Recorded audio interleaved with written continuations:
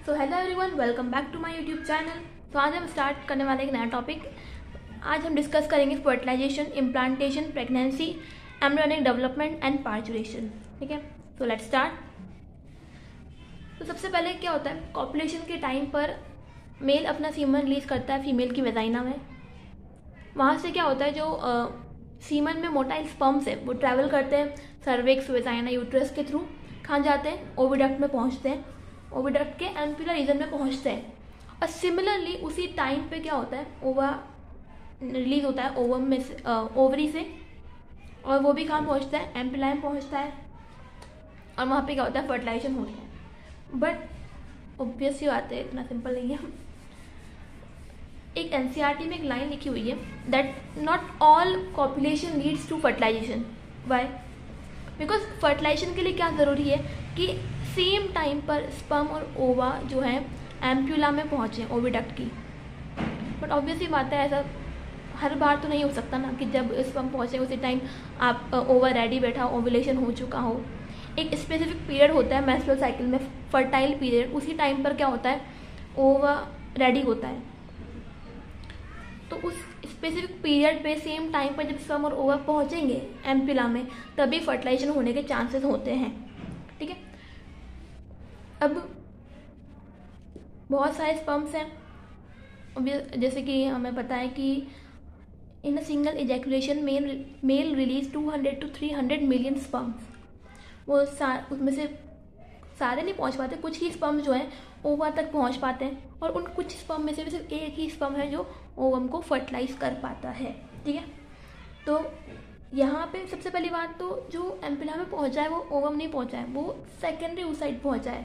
Secondary oocyte का अभी second meiosis जो है वो कंप्लीट नहीं हुआ है, वो अरेस्टेड है मेटाफेज स्टेट में, राइट। तो ये सेकेंडरी oocyte है, उसके आसपास एक लेयर बनी हुई है जिसे हम बोलते हैं क्या, जोना पेलुसिडा। और यहाँ पे एक स्पेस भी होता है, इसे हम बोलते हैं पेरिविटलाइन स्पेस, राइट। और ओव्यूलेशन के बाद क्या होता है, सेकेंडरी oocyte में एक और लेयर बन जाती है, इसे हम बोलते हैं कोरोना रेडिएटा, राइट।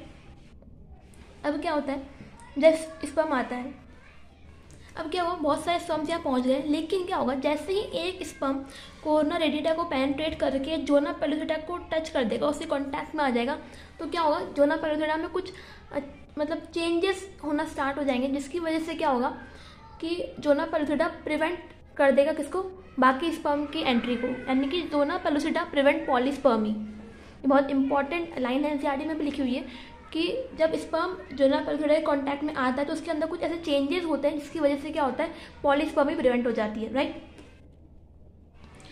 अब ये स्पर्म आता है, और जैसे ये स्पर्म सेकेंडरी oocyte को टच करता है, तो वैसे ही जो हमारी सेकेंडरी oocyte मेटाफेज सेकेंड में अरेस्ट हुई पड़ी थी, वो क्या होगा, उसका म्योसिस सेकेंड कंप्लीट हो जाता है, और म्योसिस सेकेंड कंप्लीट होते ही क्या होता है, ओवम और सेकेंड पोलर बॉडी रिलीज हो जाती है। फिर ovum and sperm fuse to form what, zygote, simple. इसमें क्या होता है कि स्पर्म का जो हेड पार्ट होता है, वहाँ पे क्या होता है, एक्रोसोम होता है। तो एक्रोसोम के अंदर क्या होता है, कुछ हाइड्रोलाइटिक एंजाइम प्रेजेंट होते हैं which help in the entry of sperm inside ovum, right. यहाँ लिख रखा है मैंने that secretion of acrosome help in entry of sperm inside ovum, right. Acrosome के अंदर क्या होता है, कुछ ऐसे हाइड्रोलाइटिक एंजाइम होते हैं जो हेल्प करते हैं स्पर्म की एंट्री में ओवम के अंदर, राइट। अब क्या हुआ, स्पर्म और ओवा क्या हो गया, फ्यूज हो गए, और क्या हो गया, जाइगोट का फॉर्मेशन हो गया। बट यहाँ पे जो हमारा जाइगोट बना है वो कैसा बना है, यूनिसेलर, ठीक है। और जो हमारी ह्यूमन बॉडी है तो मल्टी सेलर होती है। तो अब क्या होगा, इस यूनिसेलर जाइगोट के अंदर माइटोटिक डिविजन स्टार्ट होंगे, उन्हीं को हम नाम देते हैं क्लीवेज। तो क्लीवेज कोई ऐसी अलग चीज़ नहीं है, सिंपल सी चीज़ है कि यूनिसेलर जाइगोट को मल्टी सेलुलर बनाने के लिए जो माइटोटिक डिविजन्स होते हैं उन्हें हम बोलते हैं क्लीवेज। और माइटोटिक डिवीजन में जो डॉटर सेल्स बनेंगी, लाइक 1 से 2, 2 से 4, 4 से 8, 8 से 16, तो डॉटर सेल्स को हम क्या बोलते हैं, ब्लास्टोमियर, ठीक है। तो ये 1 सेल से 2 सेल बनेंगे, 2 से 4, 8, फिर 16। तो ये जो हमारा 8 to 16 ब्लास्टोमियर्स वाला जो एम्ब्रायो होता है, इसे हम क्या बोलते हैं, मोरूला। ये लिखा है एम्ब्रायो विद 8 to 16 ब्लास्टोमियर्स ही क्या होता है, मोरूला होता है।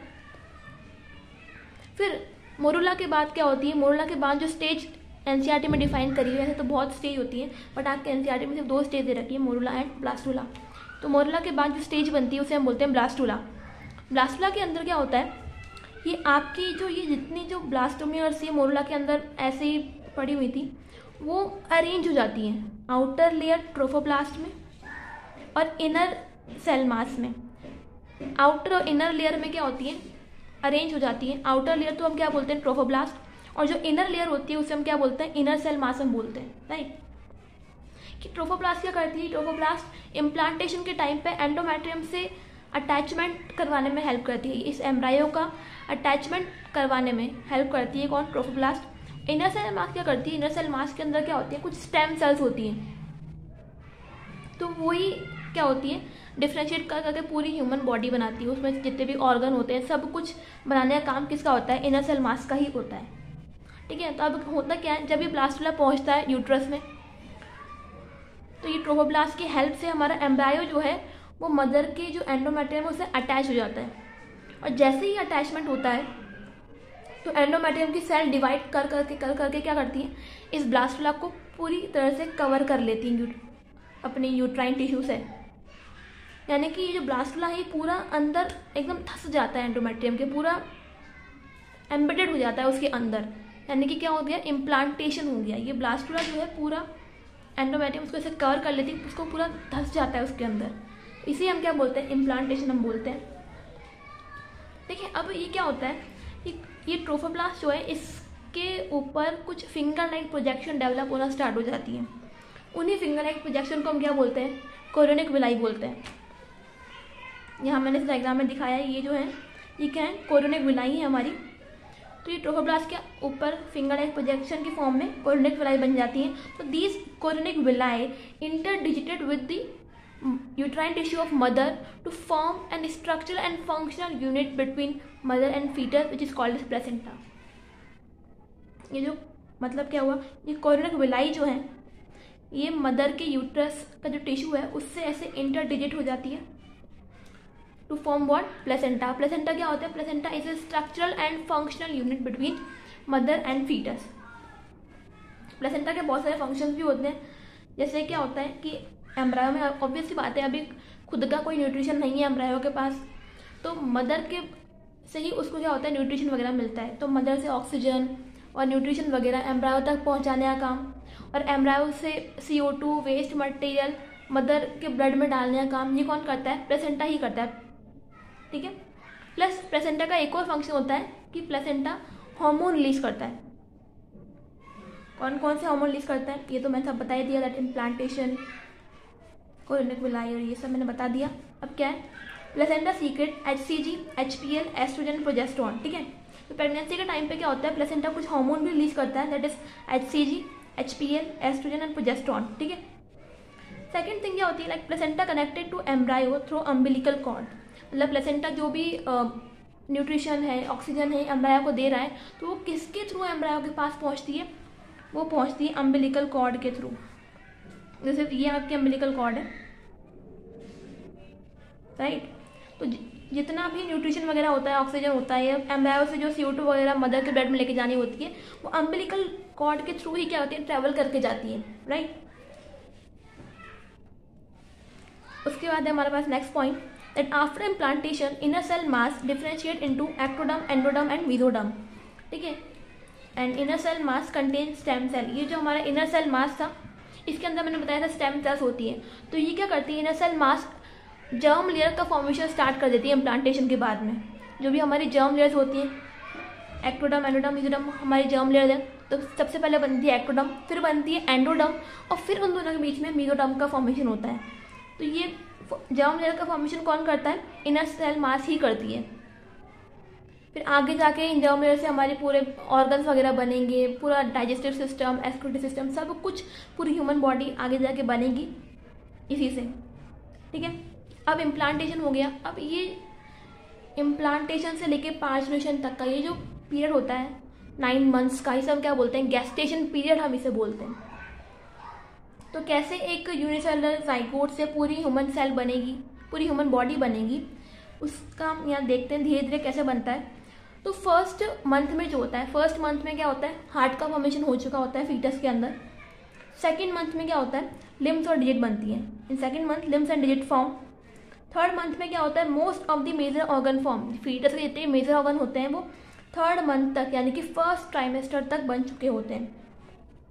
व्हाट इज मीन, लाइक ये जो 9 मंथ का पीरियड होता है इसे हम 3 ट्राइमेस्टर में हम इनको डिवाइड करते हैं. First trimester, second trimester, third trimester and each trimester is of 3 months.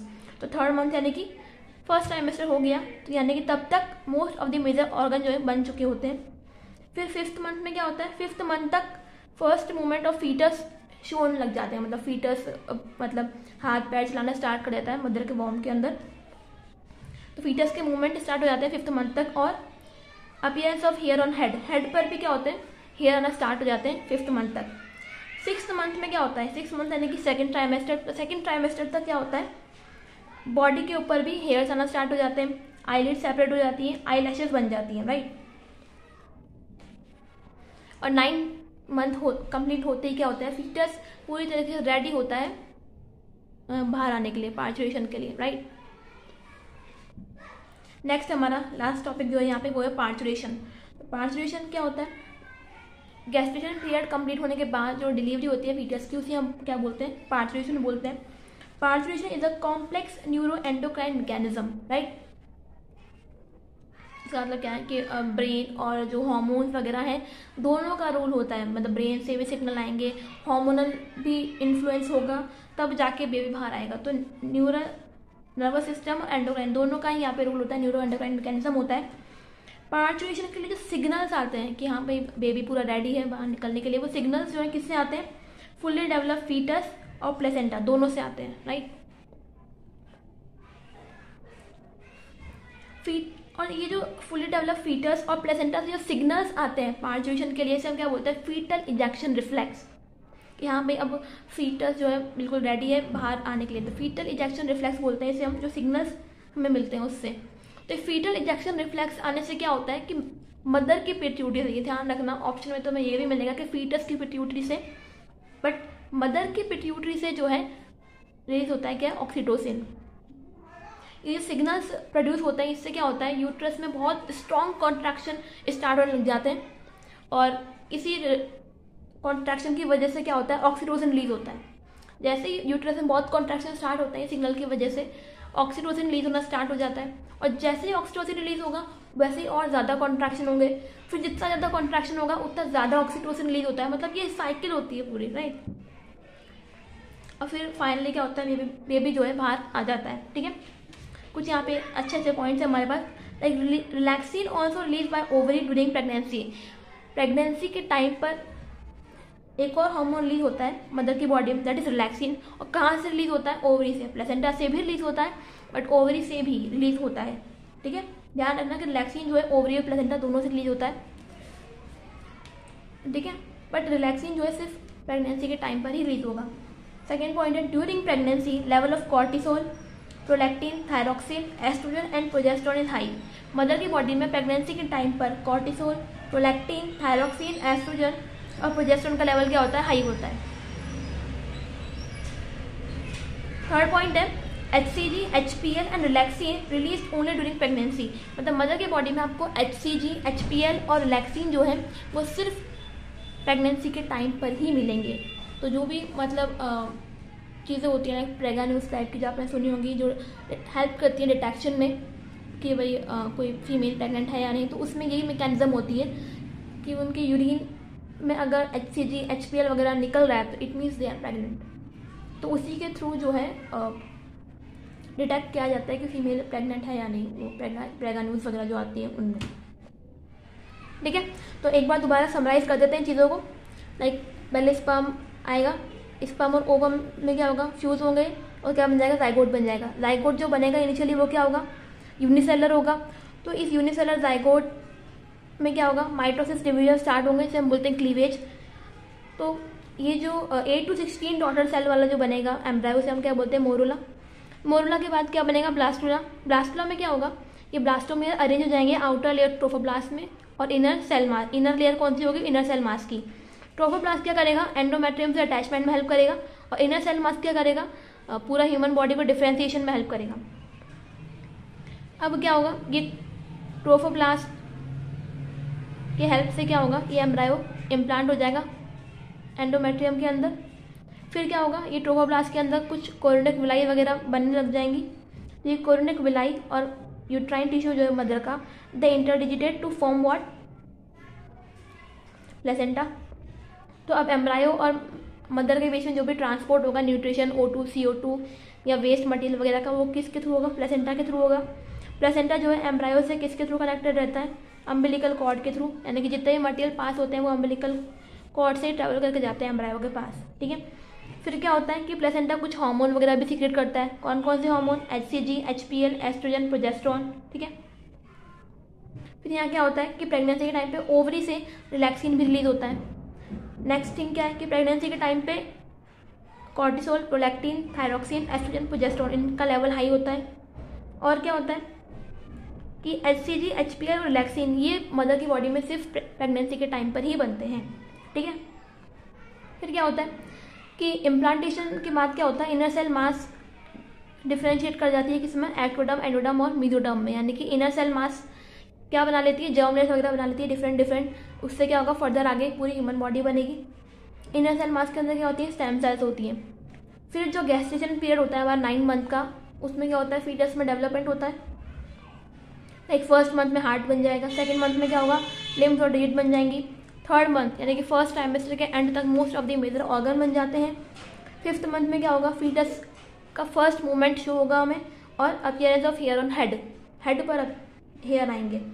6 month यानी कि सेकंड ट्राइमेस्टर तक क्या होगा, आईलिड सेपरेट हो जाती है, आई लैशेस बन जाती हैं और बॉडी के ऊपर भी क्या होते हैं, छोटे छोटे हेयर्स आने लग जाते हैं।